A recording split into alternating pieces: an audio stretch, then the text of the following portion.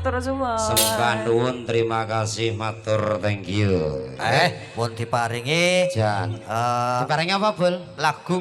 Lagu to, anggit kula diparingi miso. Iki dodol miso penyanyine. Kulo, bakule miso ki bojone Agung. Ku lho bojone Agung. Lah, kowe dodolan miso to, Nik? Satunya berapa? Wis tenang ae, engko tak bayar rono ya ta. Kok tak bayar rono? Lah apa? Ya bayar rono. Tak bayar.